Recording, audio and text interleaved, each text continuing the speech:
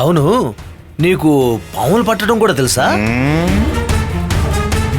పాము కూరల్లో నుంచి విషయాన్నే తీసేవాడిని, పామును పట్టుకోలేనా? అది సరే, ఇదే ఛాన్స్ అని నా మ్యాటర్ని బావ దగ్గర లీక్ చేయవాకు. ధర్మరాజు, త్రాసుకు ముళ్ళు ఎలాగో అలాంటిది ఈ మీటర్ మనోహర్కి మాట కూడా.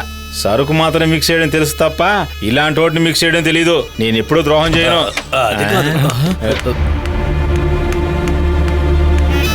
చూడు మీటర్, బావ వస్తున్నారు, మనిద్దరికి పరిచయం లేనట్టే నడుచుకోవాలి. ఏం బిల్డప్, ఏం నటన! ఒక్కరే వస్తారనుకుంటే ఫ్యామిలీ అంతా వస్తుంది. నమస్కారం అయ్యా. వచ్చావా? నీకోసం ఎదురు చూస్తున్నాను.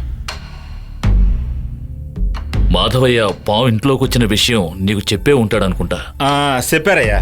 పాము దెబ్బతిని తప్పించుకుపోవటం వల్ల మళ్ళీ ఎక్కడ ఇంట్లోకి తిరిగి వస్తుందోనని అందరికీ భయంగా ఉంది.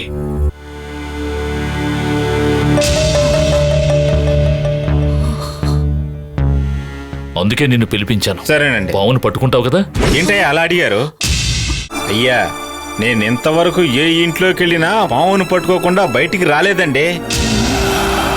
మీ ఇంట్లో సందుల్లో గొంతుల్లో ఎలాంటి చోట దాక్కున్నా సరే ఆ పావును పట్టుకొచ్చి మీ ఎదుటి నిల్చుంటానండి. అయితే సరే. చివరిగా ఆ పాము ఎక్కడ కనిపించింది?